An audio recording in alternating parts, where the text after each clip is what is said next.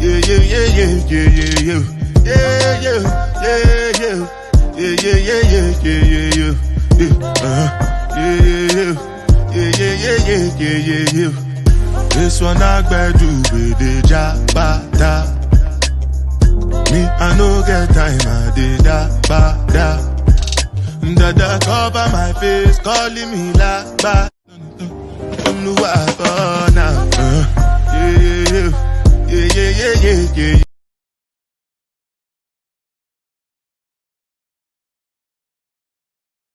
Right. What do you mean no carnival? That don't make no sense. You understand me? We've been locked up for nearly 15 months. We should do our own thing, you know. We should have our own festival, the ultimate comedy festival. Yeah. Where we've got like 2 tents, you know what I mean? We got a headliners tent. We got Britain's Got Talent in there. We got Gogglebox in there. We got our TV comedians in there. And then we have another tent for the circuit comedians. Yeah. So we can see all our favorite circuit comedians in there. And then we've got the females as well. So they have their own section as well. We've got VIP. I can see it, you know, it's in the back of my head. I can see it. Yeah, we've got VIP. We stopped that music though. We've got VIP in there. We can have a contactless site because modern technology has moved on. We don't have to worry about people getting stuff nicked. We have it in that area. We'll also have alcohol. So it's an adult site. Outside of that, we could have a community stage. We can also have George Irwin come in, bring in the fair. That would be nice. We have tight security. We've got good stewards. We've got good customer service. We get some sponsors in. Then after that, we just need the A team. And we need international food. But who's the A team? Mr. C, Lendon, Mikey. That's it. Monday, we'll rep your island. That would be the absolute finale to the whole thing. Do you get what I mean? So it's like we get some carnival PAs in. Now I'm going to stop talking to you because now I've got work to do. All right?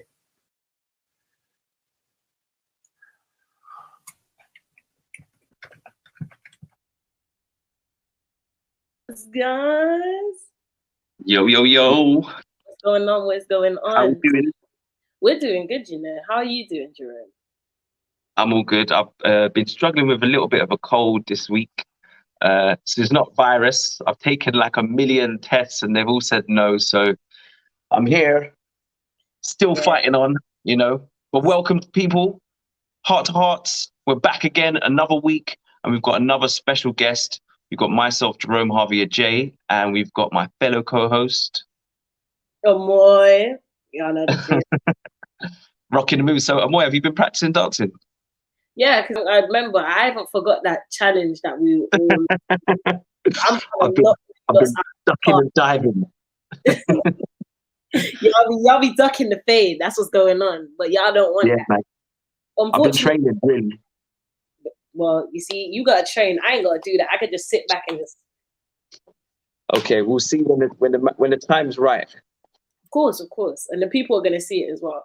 Well, our other co-host ain't here today, unfortunately, but she will be back. Angie, where are you? Alright, you're a minute. So, without further ado, Jerome, do you want to introduce who we got today? Yeah, we've got an amazing comedian. Goes by the name of Rudi.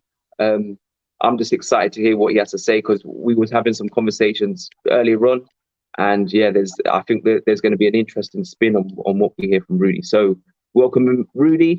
Amoy, do you want to add anything in? Do you know what? I am on. You can see me. I am here. I'm with you. Samuel Fredericks, how are you doing, my friend? How you doing? Okay. I think it's going to be an interesting one already, Rudi. Boy, so it's always interesting. I want to see you to have this dance battle, though. That's what I want to see. I want to see the dance battle, mate. They're not ready. They are not ready. I could go. Is it? Oh my god! If that's one of your moves, I can already see a boy beat you. This is what we do. We throw them like side dances where they think you're crap. Then you just put it up on them. Nah. I think you showed us your best move. I think that was your best move, actually. The best move out of the bag. and then showed it to everybody. I'm not gonna lie, it is my best move. I've got to go back to the drawing board. That's the go-to move. See, I'm still stuck in the old ways. I'm still stuck in the bogle. I'm still. Oh yes. I'm still stuck in the bogle. Amoy, that's not how you do it. What do you mean? That's how you do it. Properly, man. Yeah, you got. You see. It's like you're winding up. You get ready to wind up. Just. Of Yeah. course. And then you got to just drop your pose. Then you got to drop your pose. Yeah, you have to. Hold it. This is Rudy, you're making me laugh already, man. Stop. Oh man, no man. I know how to do the bogle. That's crazy. I know how to do the butterfly and everything. No. You know how to do the butterfly? Hey, Amoy, do you want to show us? No, don't show us. Don't be doing the butterfly, man. This is a kid's show. That's right. No, I'm not. Adult. Keep it PG. This is not an adult entertainment show. This is family. Keep it clean. Of course, that's why I just sat down and done the butterfly. You know, you've got to, in order to do the butterfly, you've got to be able to move your legs, man. Yeah, nice. Not everybody can. Some people just stiff.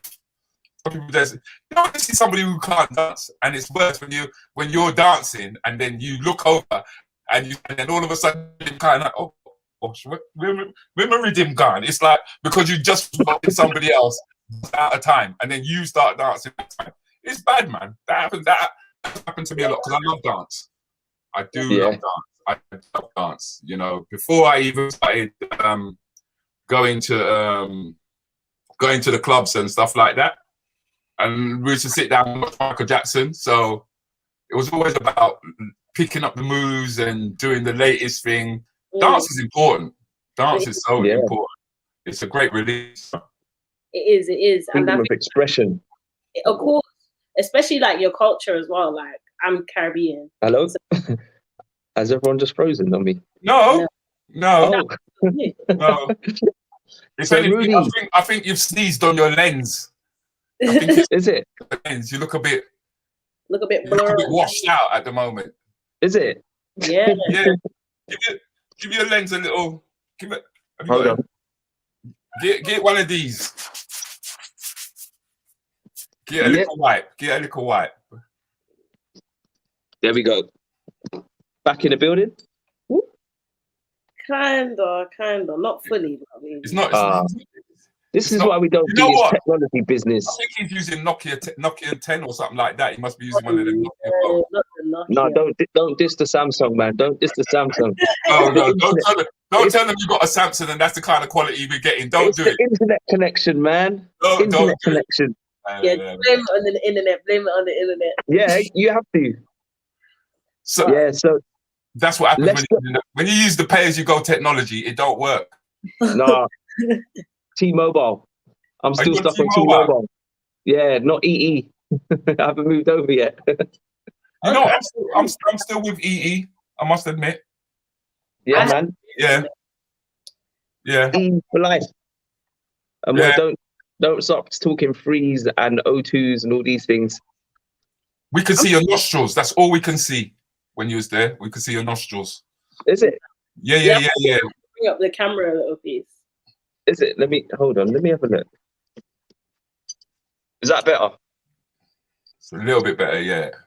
Even coming through clearer as well. Yeah. Oh my God, I can see your blackheads. Hey, that skin stuff don't work, man. So Rudy, let's get into it. Let's hear about you. What does it mean to be a comedian in your eyes? What is a comedian? Because I know there's different people have different meanings. So I wanted to get from your perspective, what does it really mean to be a comedian? It means that you've got to you spend a lot of time alone, believe it or not. You spend a lot of time with yourself because we're not full-time comics anyway. We're not 9 till 5ers. So it means that you spend more time on the motorway than you do anywhere else because I'm what they call a jobbing comic. I'm not a TV comic. I'm a jobbing comic. So it means that while people are asleep, I'm traveling or coming back from Portsmouth or Southampton or maybe Newcastle. So it's a lot of time alone. So when you got that amount of time by yourself, that's when things come through your brain and you're thinking about things that you can talk about or not talk about, you know. It also means trying to alleviate the stress levels that people go through throughout a given week. You know, because when I get an audience in front of me, I've actually got them at their best. They've come, they had the intention of having a good time the moment that they either decided they were going to go, you know, and that decision might have been made several weeks ahead in advance. It's because, like, as a black comic, what we tend to find, especially when we're performing to black audiences, is that they come out on bank holidays. So it's something that was planned. So when you see like all 10, 15 women turn up, you know, so them planned that. You know what I mean? that wasn't like, oh, let's just go. They didn't just go, oh, let's just go. So it's so what you do know is that people have a high expectation of what the night is going to be, and sometimes they want to leave everything outside of the door of the theater or the club or whatever whatever establishment that they've entered. And I don't think, personally, every comic is different, but I don't think my role is to distract you from what's going on in life. I think my role is to either explain it in a comedic way and to challenge what may be going on at any given point in time. So the challenge was initially that you know, we're in a pandemic, but yet for all, the thing is, for some reason COVID used to go home at 9 o'clock. Do you know what I mean? It weren't making no sense. So it opened up the doors for comedy material for comedians like myself. You know? So we start questioning the norms of society, whereas, and we were also permitted to say things that you wouldn't ordinarily say. So I see myself as that 7-year-old child, do you know what I mean, who would go up and say to mummy, why has that woman got a front bottom? Do you know what I mean? Because she's got, why she got a front bottom? Why she got, and point at it. You point at it. Whereas, you know, ordinarily you wouldn't do that. You wouldn't do it. You'd have a bit of decorum about you. But comedians can do that. It's almost like we're licensed to go where people don't normally go. So, but I the reason why I sort of like got into it in a sense was because I kind of felt we didn't have a voice. Our voice wasn't heard. And as a child growing up, we used to watch people like Jim Davis, who used to do chalky impressions of what black people were supposed to be like. And, you know, there was no one representing us. Where was our comedy coming from? We had a guy by the name of Charlie Williams, who was the first black stand-up comic. And he used to appear on a show called The Comedians, which used to come on around 10 o'clock at night. And he was the only one black guy who was there. And the jokes was always on him. Oh, I'm melting. You know what I mean? And it's like, we're laughing at him kind of like thing, you know? So it was like, nah, I think we got a voice. I think we can say intelligent things. So I wanted to challenge those stereotypes. And the only way you can challenge it, from my point of view, was to become a comedian. It's powerful. That is powerful. I've seen like other comedians do it as well. Like, that's why I like when you see Cat Williams. He's a prime example of somebody who challenges what people call the norm, because he makes fun of what the government talk about, but because he's put it in such a jokey form, after a while you kind of think, hold on a minute, you wow, think. Do you get what I'm saying? Like, he educates you while you're actually laughing at it, but at the same time, it makes you think, no, these people are really doing this to us, you know, like on a real thing. When you think about it, whenever we go to the British History Museum, that's a classic example in mind for me. Do you know what I mean? We're taught that we live in the UK and all the morals and principles are in the correct place. You don't steal, you don't kill people, all that kind of thing. But yet, for all, you go to the British History Museum and they're showing us all the things they stole from us. And not only are they showing us all the things they stole from us, but they're getting us to pay and come and have a look. Yeah. It's a bit mad. You know, that is the joke in itself. That's what I mean. Yeah, that is it. Like what you were saying before, politicians and comedians have the reverse roles now. It's totally spun round now. I mean, the biggest comic out there at the moment is Matt Hancock. I mean, nobody. I mean, either that or he likes to perform on camera. I'm not sure what it is, because that camera has been there for how many months, how many years. He knew the camera was there, right? And he just wanted to have an audience. He just wanted us to know that he had a side dish. You know what I mean? We don't need to know he got a side dish, rude boy. As far as we're concerned, yeah? You're supposed to be wearing a mask. You take off your mask, you pull up your girl, you start squeeze her up and everything in front of us. Nah, man, you're out of order. You are. No, that's the joke, though. The joke is that's not even his gal. So, like, that was a whole nother woman. That wasn't his wife. No, but he wants us to know that he's a gallus, isn't it? He wants us to know that I'm a bad boy, you know what I mean? He wants us to know he's not a road man. He's worse than a road man, because he's running the country. So on top of that, yes, they're showing you that this is what wealth is and power. You cannot follow the rules you set for the masses, and it's okay. All he does is he loses his job. That's all. Yeah, and he still gets money at the end of the day. Like, either way, he still has that set amount of money that he's got. And I was having a conversation about this with, like, because I was at work and I was having a conversation with a customer, and he was just like, it's unfair, you know, because the people at the Ascot or something like that, the ones where they all, he was like, how comes they get to all be around with each other and not wear masks, and we got to still do that? I was like, you know what? It's because of money at the end of the day. Yeah. Money buys you privilege, mate. Money does. Money buys you privilege. But then at the same time, even though you might have money, it doesn't necessarily mean you're one of us.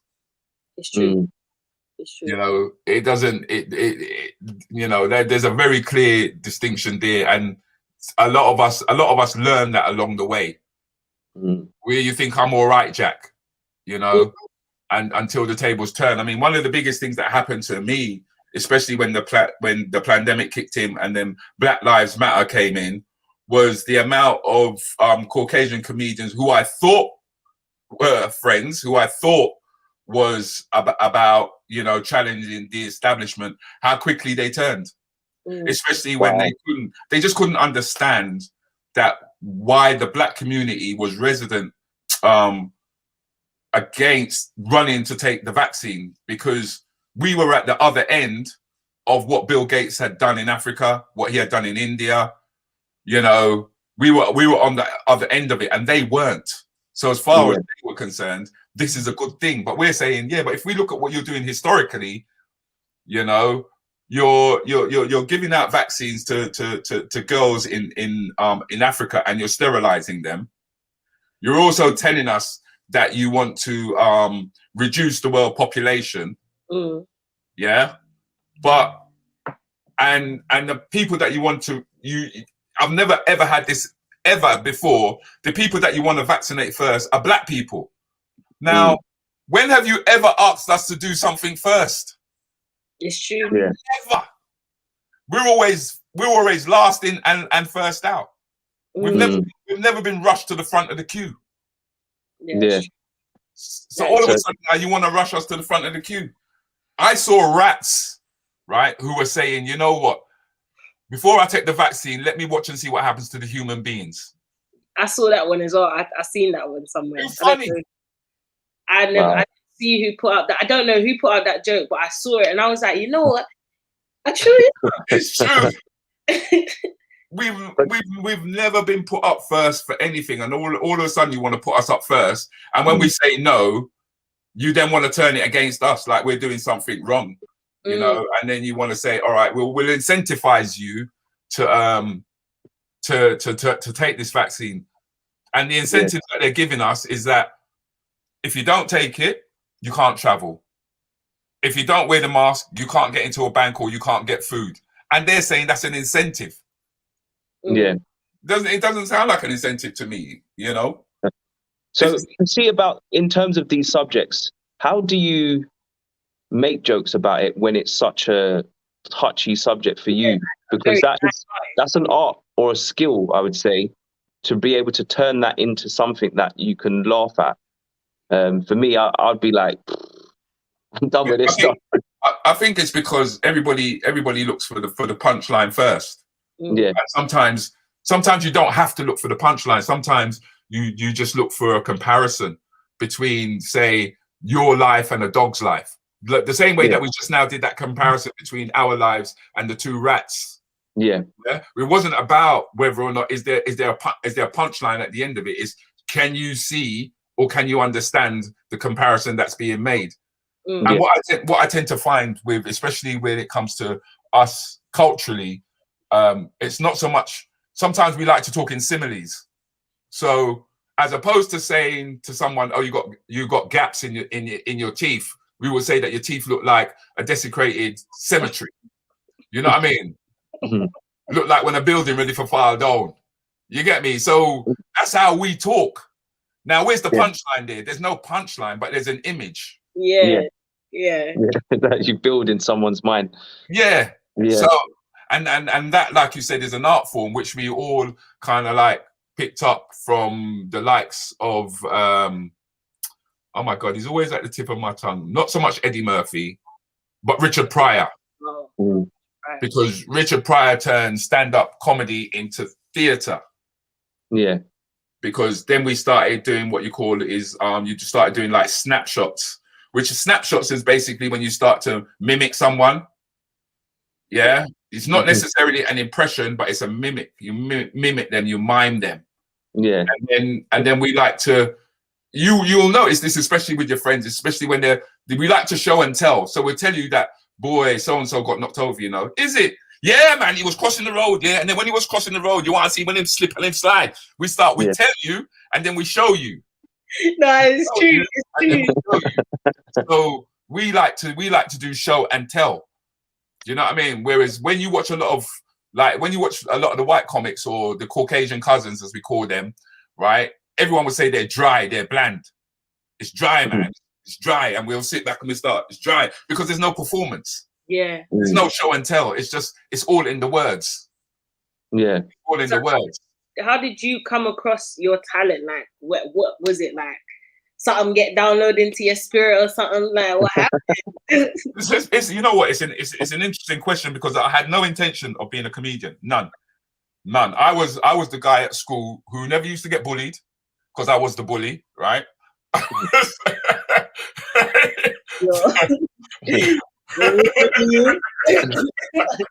No, I use my mouth because like the thing is that I found that people would listen to what I had to say.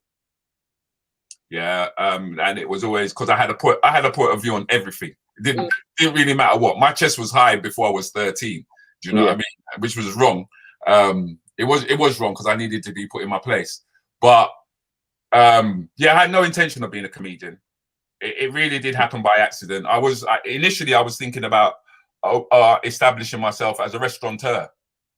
So I used to go around working in different hotels, trying to pick up bits of experience of what it is to run an establishment. It weren't enough for me just to be the chef or just for me to be the barman or just for me to be the waiter.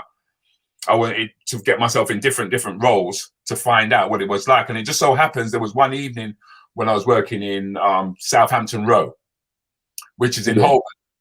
And a jazz musician walked in and told me that I had a slight resemblance to Eddie Murphy. And I didn't know who Eddie Murphy was at the time. No idea who Eddie Murphy was at the time. None. Because the thing is that Trading Places hadn't come out yet. Okay. Yeah, he hadn't done Delirious, hadn't been done. In fact, Delirious was floating around on VHS. Right. Yeah. Yeah, I know I'm going way back. I'm going back into time. Yeah. And it's funny thing was that same said weekend, I went to my godbrother's house, and his next door neighbors had Delirious. Yeah.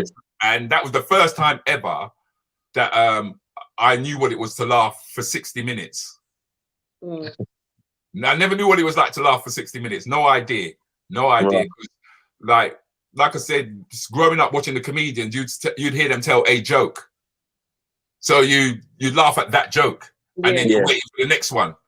Whereas when I saw Delirious, this guy was performing.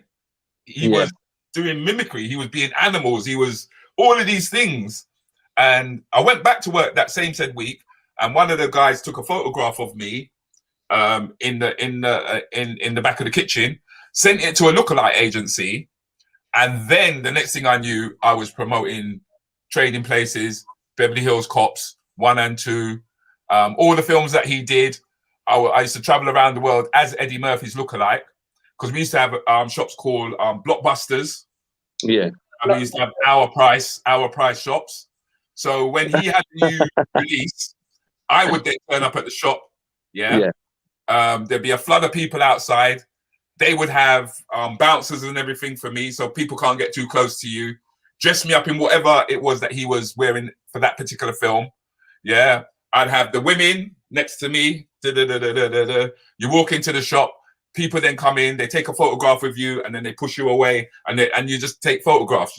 But it was Paramount. I was only part of the PR budget. I was just part of the PR budget, in truth, because I did phone up Eddie Murphy, and I told him that yeah, Eddie, man, how you doing, man? I'm in the UK, and I'm going around opening up these shops and stuff like that. And then his agent took the phone off Eddie and said, "So what, you going around impersonating Mr. Murphy?" I went, "Hell yeah, man, I'm making a good living out of it." He goes, "You didn't know about that? Do you want us to sue you?" I remember I looked around the little 1-bedroom flat. I was in a little hospital thing at the time, and I was like, you know what, rude boy? I put down the phone, blood. I put down the phone. Because he had no idea that Paramount was using me as a lookalike around the world to promote what he was doing. Because I thought what I could do was get in touch with him and maybe become his stunt man or something like that. That's crazy. Jackson had someone. Yeah, his brother used to do it, Charlie. Wow, that's crazy. I didn't even know things were going down like that. That's what a fraud. I'm not gonna lie, what a fraudulent kind of system. So when you see things like that or experience things like that, obviously it was good for you, but in terms of like understanding the bigger system, does that not kind of grind your gears a little bit in terms of how they utilize someone else's success and then bring in other people and get all these fans to believe in something that might not necessarily be real? Yeah, be real, and it's not true. But in truth, show business ain't real. Yeah, it's all an illusion at the end of the day. I mean, every time we see the gangster rappers and all of that kind of like stuff, do you know what I mean? Like, how many of them really live in a place that got chandeliers? In truth, nah, not you know many. What I mean? Not many. It's too. Not many of them. You know what I mean? The videos, the women, all the thing there. You know what I mean? That's for that point in time. That's all there. Do you know what I mean? But the reality is that when all the cameras and everything goes away, they go back to the projects. Yeah, it's crazy. What about? Can I ask, Rudi? What about some of your magic moments doing? Like, what is the things that you did it for? Like, what are the things that brought you life when you're doing your work? It was, well, for me, because I was as I was saying to you earlier on, the reason I stepped into the comedy, or should I say I got pushed into the comedy, was because I am going to get to the magic moment, was because the intention, as I said, was to become a restaurateur. But what happened was I ended up importing food from the Caribbean and wholesaling it at Western International and retailing it in Harlesden and distributing it amongst in Northwest London. right? Yeah. And then what happened was we had an economic crash, right? This was in the 80s. Yeah. Right. And with all the loans and everything that I took out to run that business, I became broke. And it was during that time, that transitional period between me wanting to become the restaurateur, becoming somebody importing Western Caribbean food and stuff, that I was doing this Eddie Murphy work. But it was like part-time. It was like whenever he did a film or what have you. Yeah. And then finding out that he did stand-up comedy. So when I lost the business and I became depressed and I needed to cheer myself up, I went to the comedy clubs. Yeah. Because I already had this persona of Eddie Murphy. Right. And on realizing that I was trying to address a balance of what I was seeing on the high street, which was there was no representation of black retail outlets. I've always been that way. It's like we should compete, we should have a face, we should be visible, kind of like thing. That when I started to do the stand-up comedy, I began to realize that it was the same thing. It's like every industry is the same. We're underrepresented. Yeah.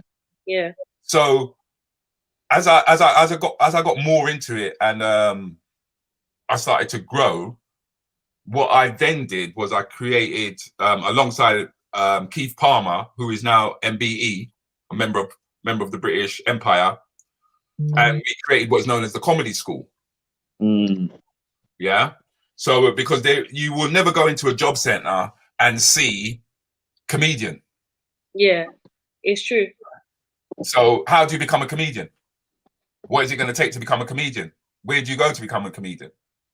So we set up what is known as the Comedy School, which is running to this day, and it's based in Camden. And the Comedy School brought you Kojo, brought you Kane Brown, brought you Dane Baptiste, brought you Axel, brought you Glenda Jackson, brought you Mr. C, brought you most of the comedians who you are seeing today. Yeah, no, it's true. Yeah. Like all that, sorry to cut you. No, that's fine. In anything that you do, whether it's a talent wise or it's a job career, you need to have the training in what you do. You can't just go into it and think, yeah, I'm going to go into it. Just because I'm funny, it's going to get me somewhere. You have to train to do it. And understand it as well. Yeah.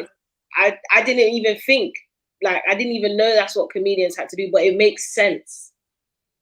Yeah, because there is a craft to it. There's like, I know for a fact that there are people who are more hilarious than me in front of their mates.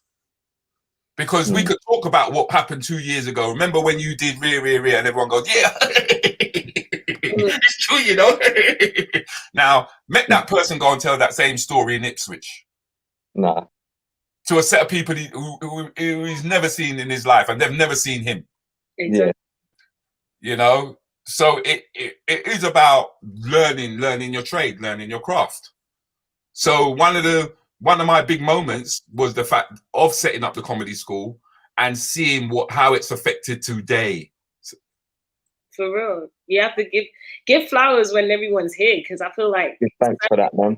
You know, like that, because I feel like in this comedy entertainment industry, there's certain categories that I don't feel, myself personally, I don't feel gets the thanks and their flowers that they need. So for example, like they have the Def Comedy Jam show come up like probably once.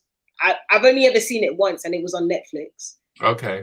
But I haven't seen like an award show where they've actually awarded the comedians for what they do. Instead, they always get awarded through like movies, but like, I would like to see, and I say this for every category that doesn't have an award show, I would love to see like comedians, dancers, and choreographers have their own show where it's just a show dedicated to comedians where they get an awarded for what they do, like how you have the BET Awards and they get awarded for best singer, best rapper. It will be like best comedian of the year.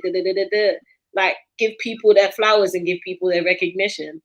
I mean, the beauty of what you just now said there is you use the word BET, and BET have their own channel. BET. They don't no more. They're not on Sky. It's not on Sky. And they sold it. I don't know what happened. I was trying to watch the BET Awards. It's not on Sky no more. You have to go on like My5 or something like that. What? Yeah. That's what I'm saying. It's not a channel no more. See, that's the thing, is that you ask what's the, you know, what's your not greatest, but you asked me one of the things that really brought me pleasure. It's like, I think it's about understanding that your grandparents were part of the Windrush generation. Your mum becomes the offspring of that generation. And then because we become the offspring of that generation, your Windrush generation only came here with the intention of making money to go back home.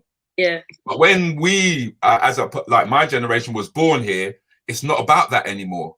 Yeah. It's about the legacy. It's about what you're leaving behind. It's about the growth factor. You know, because most of us never feel, or I've never had that feeling of a sense of belonging in the UK, because they always tell us to go back to where we come from. And we've never really been able to answer that. But we now have an answer for it. Because the thing is that the oldest bones that was found in the UK was the Cheddar Man, right? Which is like Cardiff side, and he was a black man with blue eyes, and they now have that as a you can see the head and everything of this guy. He was a black guy who looked like he came out of the caves, but he had blue eyes. So when they tell you that you should go back to where you come from, your response should be, well, I've just come back. It's just that I've been away for a very long time. We were the first. I love that. Thank you. I love that one. That is a good one. Like, do you know what I mean? So, I'm normally saying, well, half of me is still here and half of me needs to go back to Ghana. So if you want to send me back, I'm more than happy. Just pay for the ticket. I'm happy to go. It's hot down there. Yeah, I can get all the herbs and everything from the ground. Yeah, if you want to send me back, that's fine. No, I hear you, bro. I hear you. But the thing is that you was always here, and that's what I like throwing back in their faces. The fact that we were actually first. We were actually the first here. It's just that you've hidden so much history from us that we're not aware of it, and it's so unfair. So I try to, because one of my role models when it came to the comedy was a gentleman by the name of Leo Muhammad. You know him as Leo Muhammad now, but it's Leo Chester. And they termed that phrase edutainment. Okay. Whereby you use the comedy as a way of educating one another, as opposed to just ridiculing one another. You know, and that is something that I find that I like to do. That's something that's where I find I excel the most when it comes to talking about why am I proud to be here. Why is it I am here? What is it I would like to see more of? And I use comedy as a means of saying that. Which for some, like I said, some people like to use it as a distraction, whereas I don't. I like to keep it all in your face. I like you to know that we've got a rich line of heritage. And we're extremely talented people, but we've never been given the credit for it. And the reason why we've never been given the credit for it is, like I said, BET is no longer here. It's so easy just to pull the rug from underneath their feet. You know, it's just ways. I'm always looking for ways of kind of like saying, look, we were here first. You're not giving us our credit. Why is it some of us don't like maths? Is because you don't include us. Yeah. You know, every time we hear stuff like, oh, the Pythagoras theory. And you hear about the Pythagoras theory, and all of a sudden you think of a Greek person. He must be Greek. He was the one who came up with the Pythagoras theory. But the Pythagoras theory, in truth, was the same theory that was used to build the pyramids. Right? And the guy who came up with that was a guy named Imhotep. Imhotep built the first pyramid, step pyramid. Imhotep came up with that the figure of 3.14 something decimal places or whatever. So when I equate and I think about all of that, you then begin to realize that, you know, as a culture, as a race, we invented everything, but we own nothing. And the only reason for that is because our European cousins use the word patent. So, in other words, they steal everything. Basically. Them steal everything. That's the only thing they invented was the word patent. Teeth. Teeth. They look at the teeth, them just come take our things. Yeah, because they call us lazy. But who invented the broom? Who invented the door handle? Who invented shoes? Anything that makes work easier, you will find that we invented. But we were owned by our slave masters. So our slave masters patented everything that we conceived or came up with an idea to make work easier. Not even patented, teeth. That's right. So they invented the word patent, teeth. That's it. That's all they've ever invented. And then after that, what happens is that they improve on what we've already made or what we've already achieved. So even when you start talking about smelting, metal, and all that kind of stuff, we were doing it from time. Yeah. We were doing it from time. But the thing is that when it comes to marketing and spreading it around the world, you know, you can't beat a white person for that. I mean, the one thing they managed to do was they managed to get us all speaking English. So we don't think as Africans, we think as Westerners. They get us to read English. We don't, so our language is gone. Yeah.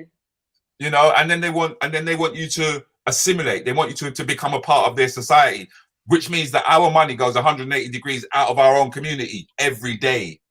Yeah. So hence we don't grow.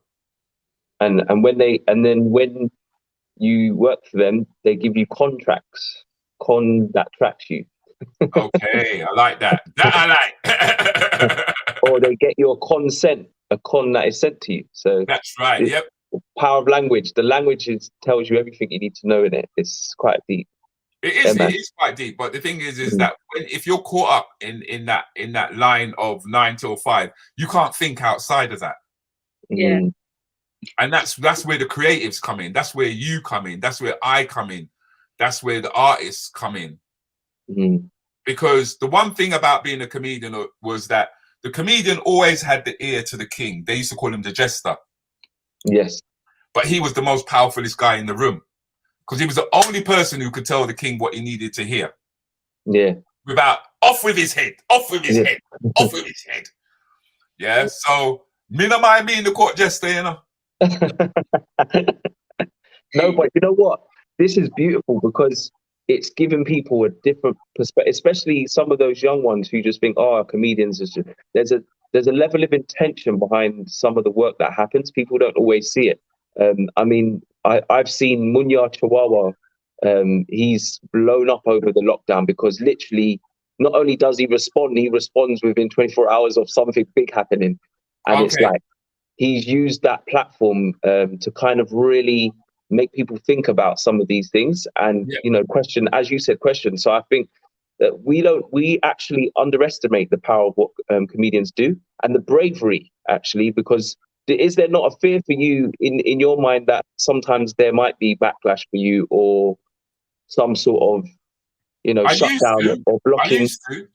I used to, but that was only when I was hungry. In the sense that if I don't appease and fall in line, I'm not going to be accepted, because that was it. We always wanted to be accepted. Yeah. So I would bend over backwards, and I mean that. I'll tell you about my first experience on in front of a black audience on TV. I wanted to do this character by the name of Nati Bango. He was a Rasta man, and he, you know, I mean, he wouldn't even take cotton wool out of a pill jar because the cotton wool is white. Yeah. So I had this character, and he had these big locks. He had a massive spliff. He had all these glasses on and everything. And he spoke about going to the job centre and seeing some doors in front of him. It said skilled or unskilled, so he went through the skilled door. He saw another set. It said male or female, and he went through the appropriate door, because we weren't confused back in the day, right? Then there was a final set of 2 doors, and it said Labour or Conservative. And he went through the Conservative door and he found himself back out on the street again, right? And I remember the director running down the stage. It was in Hackney Empire, and he goes, "No, no, no, no, no, no, no! I can't have you going up there like that, looking like this Rasta with a spliff, talking about politics and what have you. You're going to scare everybody back home." I said, "What people back home?" He's talking about the little old lady that lives in Bournemouth. Yeah. So he told me to take my locks off, put down the spliff, take off the glasses, and I did exactly what he asked me to do because I wanted to be on TV so bad. Yeah. Realizing that I got rid of the character. So all that humorous energy had gone. Yeah. Yeah. So when I walked out on stage like this, yeah, without my hearts to hearts top on, you know what I mean? You know what I mean? Without my hearts to hearts top on, yeah. Yeah, he's just like, yeah, let's go. That's why I tried to cover it up. I was like, you know what? Without my top on, everybody was like, "Who is he? Who is he? Who is he? What is he about? What is he about? He ain't got his heart top on. Get him off the stage. Boo, boo. We can't relate to you. Get off, get off, get off." That's exactly what happened to me. That's exactly what happened to me because I weren't strong enough to realize at that point in time what I had created with this character. And I allowed this person to just dismantle me the way that he did, simply because I wanted to be on TV. It's not enough anymore to just want to be on TV. That's powerful. It's like, what is it you're really trying to say? What is it you really want to do? What is it you really want to leave behind? You know, what is it you're really trying to say? Because they then turned around. Sorry. No, it's all right. They then turned around and took our culture and they gave it to Sacha Baron Cohen. Yeah, and you saw what he did with it. Well, exactly. Yeah, and you saw what he did with it. That was our culture, and we had comedians who was doing exactly what he was doing. Yeah. But didn't get the same recognition. No. Okay. No. So can I ask, what was the moment that you turned it around then? When did you start to have the confidence to say, actually, no? Was there a particular moment where you was like, no, I'm not doing this no more? Or there was a moment where you was like, oh, I've got to change this and I don't want to be on TV no more. I want to kind of... It wasn't so much a case of saying, I don't want to be on TV anymore. It was a case of saying, I don't care. Yeah. And from the time you say, I don't care, what am I fearful of now? Yeah. Nothing. The power disappears, right? Yeah, nothing. You've cut the strings. Yeah. Yeah. Nothing. So when I go up on stage, it's fearless.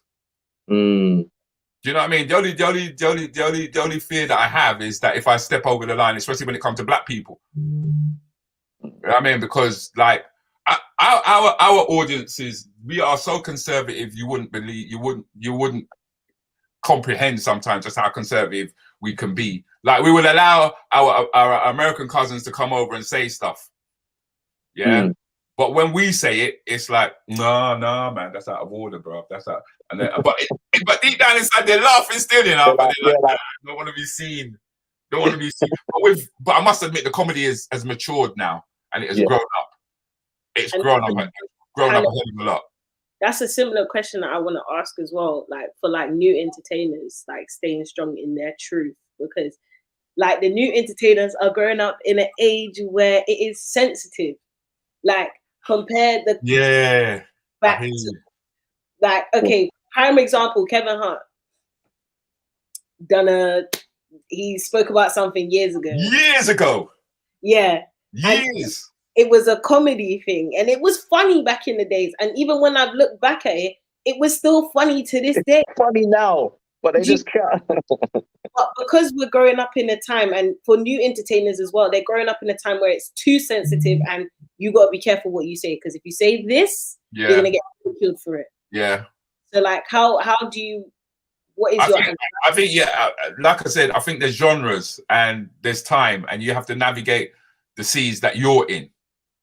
You get me? You can't really change that. Because it's you guys who are deciding what is acceptable from what's not acceptable, you know.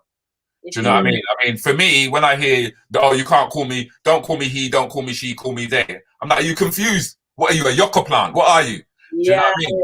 It's, but I don't have to navigate that. Yeah. You do. And you guys are the ones who set those rules. I mean, all we've done, or in terms of my generation, is I've created a foundation for you now to be able to actually stand on. So people can't say where you're coming from, because you can then turn around and go, well, I'm coming from the line of Gina Yashere, I'm coming from the line of Julie Love, I'm coming from the line of Rudi Lickwood, I've got all these comedians that I can stand on. Yeah. The Dane Baptistes, the Abdullah Rashid, who was on Britain's Got Talent only the other day. You get me? The Kodos, so you've got this platform now that you can stand on, but you have to navigate the times that you're in. Yeah. So even because like my daughters, they will look at me and talk to me about stuff and think, you're granite, man, you're old. Do you know what I mean? And I just got to accept that it's a different mindset now. Do you know what I mean? Even the monetary system that you guys live in today, you lot can talk in Bitcoin as well as decimals. Do you get me? Yeah. I would just stick to the I would just stick to the decimal system. I would still stick to the pound notes and the coins that we got here today. The idea of even using my phone to pay for anything was ridiculous at first. I'm like, there's no way. No way, man, I used it before. You know what I mean? And then I walk into Kentucky and all the girls then go take out their phone and all you see is like, there's a beep, beep, beep, beep, beep, beep, beep, beep. That's the way of the world now. It's just like, it's a way of the times. So that's why as a new comedian coming through, it's for you guys to navigate. And even your language is different. When I listen to the younger comics, you know what I mean? They won't just say, oh, dickhead. They say, you hashtag dickhead. You're throwing the hashtag in there. You get me? You see, look at that. See, I didn't even, now I could use that.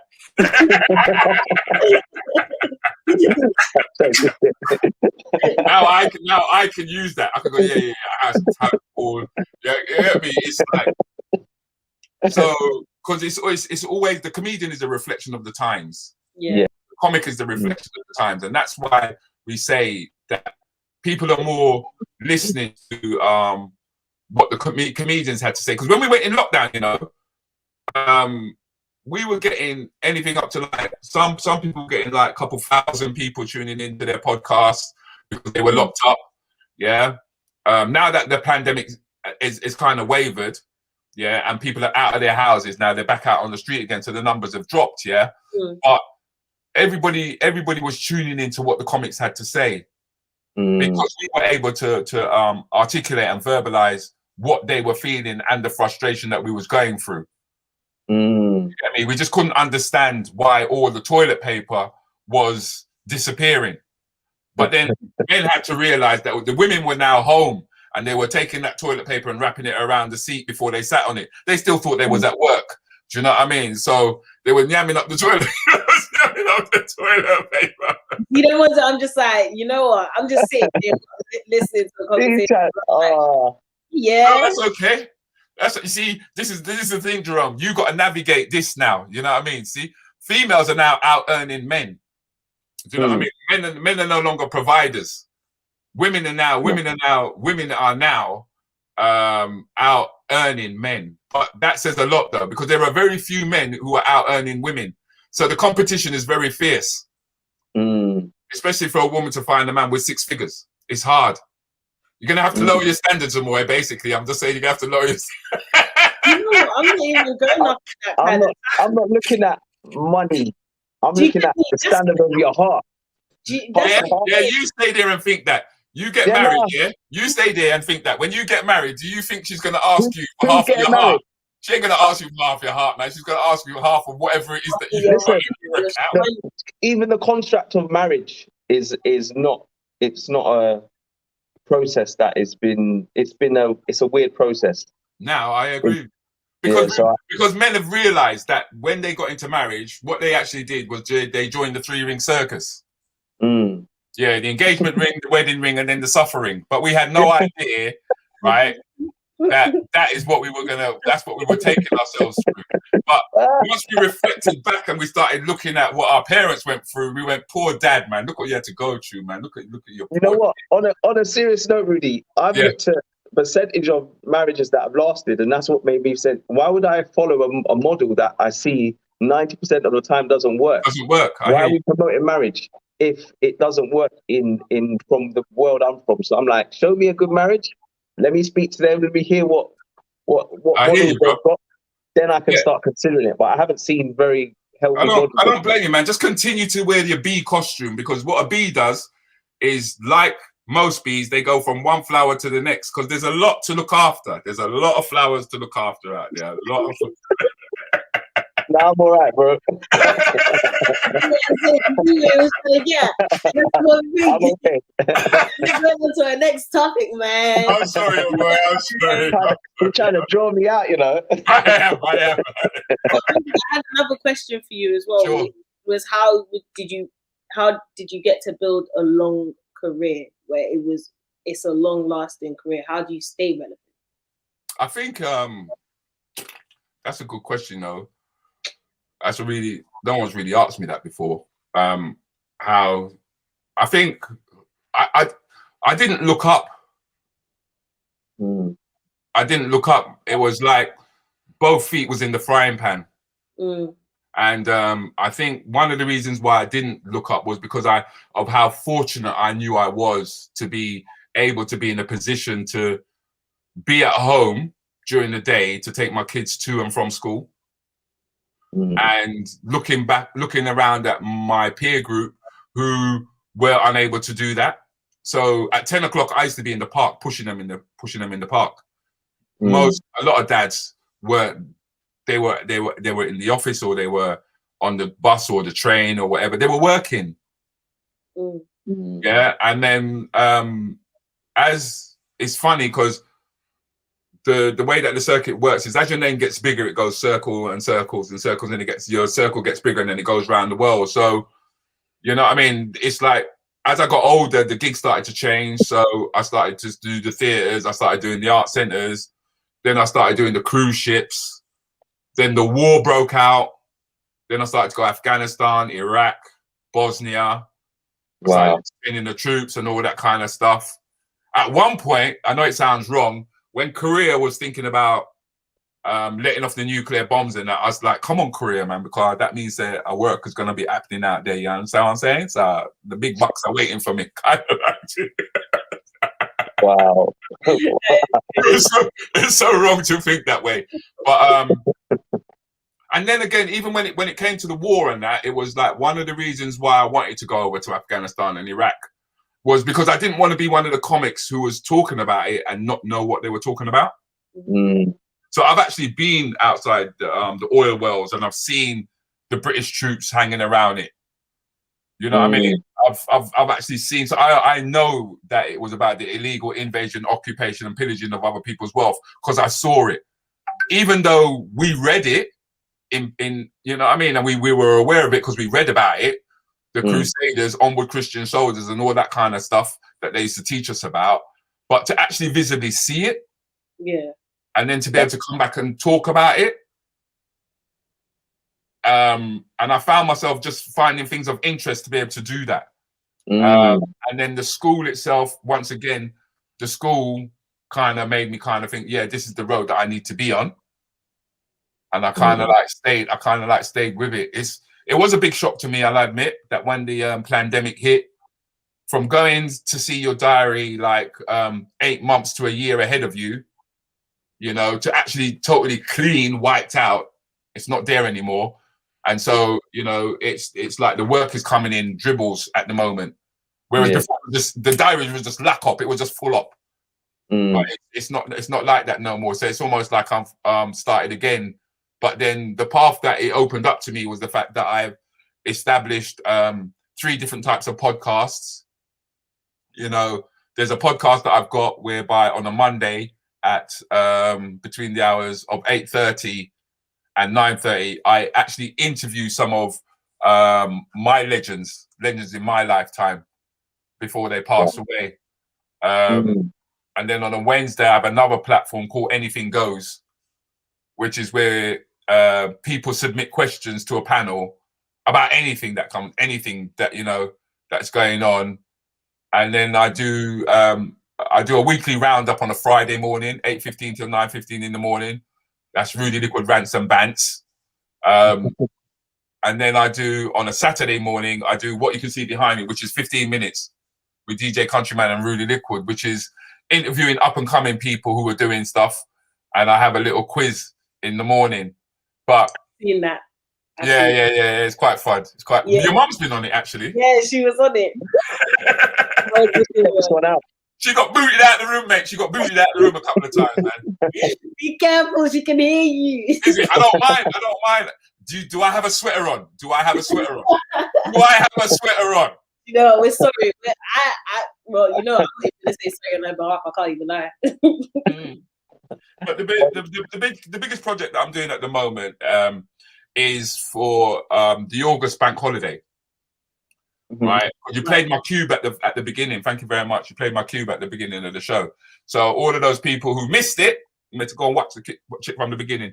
But yeah, because there was a decision. There was a lot of faffing going on whether or not we was going to have the carnival. Yeah, and it looked as though we weren't going to have the carnival. So I immediately put in for a license to host the biggest black comedy festival in the UK. So come the end of August, I've got 4 days where I will have all the top comedians passing through Roundwood Park. Yeah, where's so that? it's For those who Roundwood don't know. Park. Do you know Roundwood Park? No. It's in northwest London. It's not very far from Harlesden. Okay. Yeah. So this is going to be like a comedian carnival, basically. Yeah, it's literally, it's going to be for the whole, like, for every day, from between the hours of 1 till 5 o'clock. I'll have a massive tent that can hold like 600 people inside of it, and they will be entertained by the circuit comedians. That's amazing. Yeah, circuit comedians, because they'll all be coming from all different parts of the UK to come down to perform, and I'll have 3 shows per day. Wow. Yeah. And then I've got and then on the same site I've got another tent that we will be hosting. That's where all our TV comedians will be, and they will be doing a separate show of their own, so that people can tune into them more. They got more time to tune into those comedians. So that's like your Dane Baptistes, that's like your Delicio, Nabil, Slim, Kojo, that kind of ilk of comic. Yeah. And then on top of that, so I'll have a fairground in there as well. There'll be international food. I've got sponsors are coming through now. I also will have a community stage, a stage that's I would love. Yes, that's right. It's got to be hearts to hearts. You guys got to take the stage. Yeah. Mum's only gone for an hour though. Chicken. Do you know what I mean? With all the performers and the dancers that you lot got, I would have thought you lot would have took 2 hours, but that's fine. But and you know, it's all being programmed, and it's all happening now. So the tickets are actually available at the time that we speak now. So it's like, can I put it? I'll put it in the what I'm gonna do. Yeah, I'm gonna put it in the private chat so as that she can pick it up. But I think that's amazing. The fact that you bounce back in that way, because some people could just be like, you know what, fun this, like fun the system, fun doing anything. I'm just tired of it all. But the fact that you've turned that around, turned some of this stuff into something meaningful and actually focused on the community as well, I think it's a beautiful thing. So for anyone else, for young people or for community members that are watching, what advice would you give someone? One who, it doesn't have to be just like wanted to be a comedian, but just in terms of bouncing back. Because from what you've been saying, I would always say, listen to your inner self, because I think you guys, you're kind of fortunate in the sense that when my parents came here, there was only 2 things they would say: get a trade, get a trade, get a trade. The moment that you said that's it, the moment that you said that you were interested in the arts, they're like, "What are you talking about?" You know, I make no money in that arts where I go on, you're gonna go up there, be foolish, you're gonna be stupid. You know what I mean? Yeah, there's Not a sense, realizing, Even not now, really. it's still a thing right now. Like people seem to think that you can't, but there's so much to this world of arts. There's so many different things behind the scenes that people don't realize that you can generate off of. Well, the thing, I think you guys have actually proved it. I put the website in the private chat.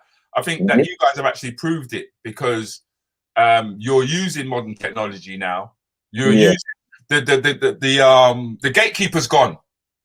There is no gatekeeper now. You can go straight. You can go straight to and build your own audience. That's the way. That's true. That's the beautiful thing.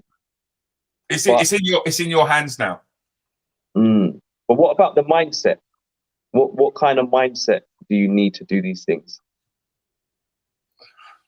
I think we're all individuals, and to say I honestly can't say there's one particular mindset that you have. I think you have to have the desire to want to do something, and have the tenacity to follow through on that, because nothing ain't coming easy.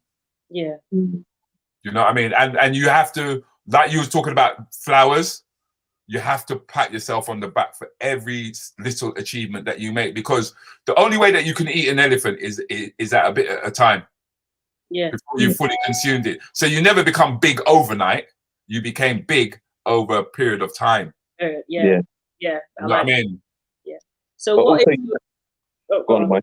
Sorry, I was going to say, what is your inspiration closing? Because we kind of gone over time. We still got like. Have you not gone over time? Yeah. Wow. That ain't my fault. That ain't my fault. If you lot ain't watching the clock, you lot are so undisciplined.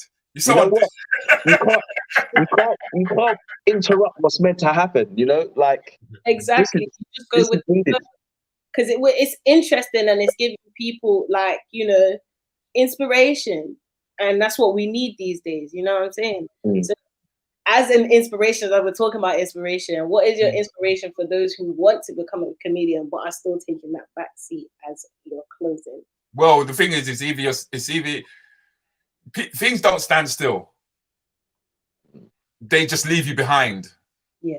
So sit down there and wait if you want to sit down there and wait. Because next thing you know what I mean, you're plucking out grey pubes. So sit down there and wait. Oh no. Yeah, you talk about giving people images. But that's their little wake up call, though, isn't it? To get on with it.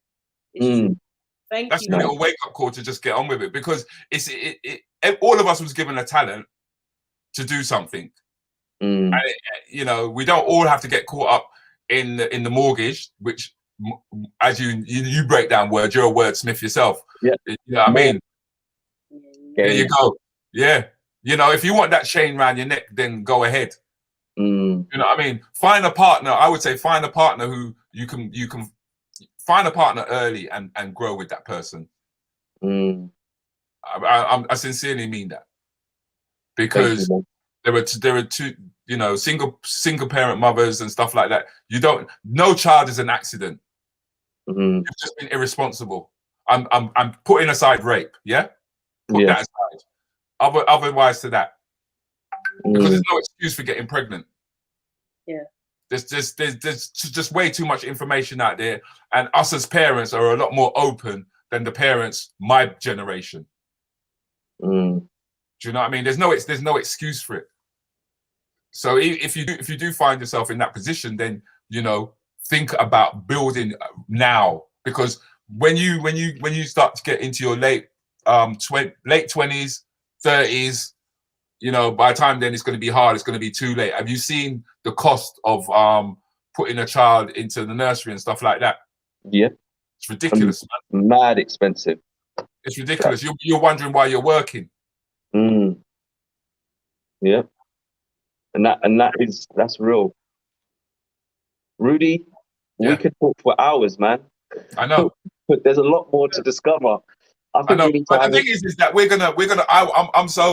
I'm so fortunate to be able to be part of you guys' journey, because you've made me an ambassador. You know what I mean? With no jersey. Have you noticed that? No jersey, yeah. Yeah. Yeah, so you made me an ambassador, and I want to be a part of that journey. Do you know what I mean? And I want the comedy school to be associated with it, and I want the podcast to be a part of that. Do you know what I mean? Because it's through collaboration and organization. Do you know what I mean? Is how we're going to grow as a people who are Black British. Yeah. No, absolutely, and that has to be intentional. It has to be something that we, and because then people can see it and see that it works and model it, and then keep growing. Because right now they will promote our destruction, but they won't promote our growth. Exactly. So you've got to do that. Not at all, and that's why it is important for us to do. You know what I mean, so I want to be there when you guys are going through the various talent that you're going to have on display. Do you know what I mean? If I'm not sitting on the panel, I'll be vexed. Yeah, but I will still want to be there with a jersey. Do you know what I mean? With a jersey. I'd like to be there. You guys will get that. And as I grow, especially as these festivals and stuff grow as well with me, I want to know that I'm saying, you know what, over there, that's where Hearts of Talent is, because I've got a meeting with George Irving on Saturday, and he does all the fairs in around our boroughs, all of them. So that means he's got access to all of them as well. Yeah. So he's coming to us now to say, well, can you not bring the comedy? And I'm saying, well, with the comedy comes this, this, and this. Yeah. And so you become part of my package. I should become part of your package. Yeah. That's how we grow. That's it. That's it. That's the one. Collaborative thinking. You know, that's how we grow. Thank you, man. It's been an honor for your time. It's we've obviously ran over, but so be it. Yeah, but I'm hungry as well. I'm hungry as well. I've got to go put some food on the fire now. I'm hungry now. No, we apologize for keeping you longer than we should have, but you know what? Without the jersey, without the jersey. Yeah, without the jersey. And I'm not letting you off the hook, come on. I'm not letting and the t-shirt. As well. No, don't. That's it. I'm coming off camera. But yeah, really, thank you for your time. I've been Jerome. This has been Amoy, and we're Heart to Heart. If you want to find out more, go to www.heartsoftalent.org and get your submissions in. There is still time. Do you want to explain the categories, Amoy? All right, so if you're a singer, dancer, rapper, spoken word, or even a filmmaker, you guys can go through the website to submit in your audition clips, or I will give that announcement out probably next week, or stay tuned for our social medias, because there's a big announcement that is coming out where we are going to be popping up in some hotspots. So make sure you guys keep the 3rd. Actually, I'll announce it now. Might as well.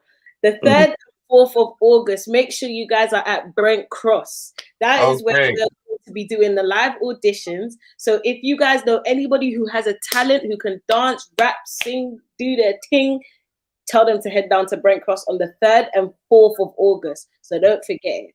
And yeah, I think I hit all the points. Yeah. As a closing, like we always do, and we've introduced, we'll be closing off with 3 videos. So, guys, I hope you guys enjoy it. So, Mom, if you heard her, she said like, comment, and subscribe. You guys are always going to hear Mom in the background. Yeah. Like, comment, and subscribe. Like, comment, and subscribe. So, you can run these videos somewhere. What's the Facebook page? Nobody can touch it. Nobody can steal. Thank you, Jesus.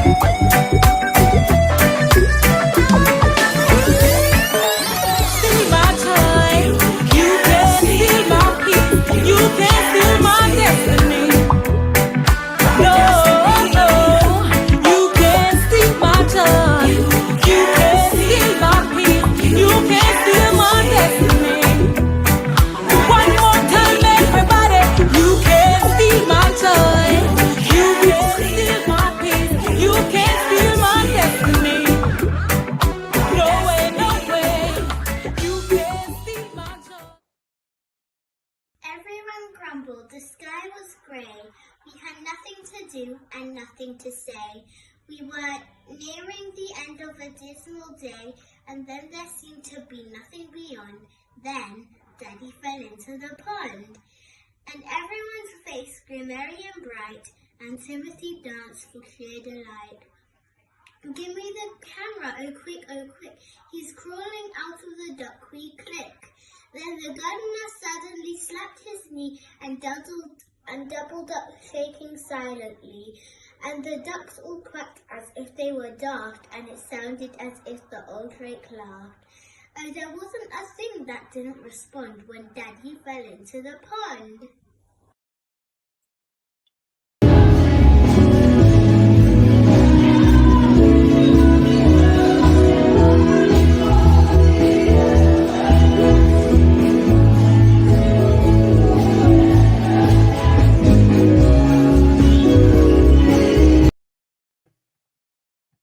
And you guys saw it here first. Like, y'all seen the talent, and we'll always say Black lives will forever matter, as that is a serious issue in this life that we live in.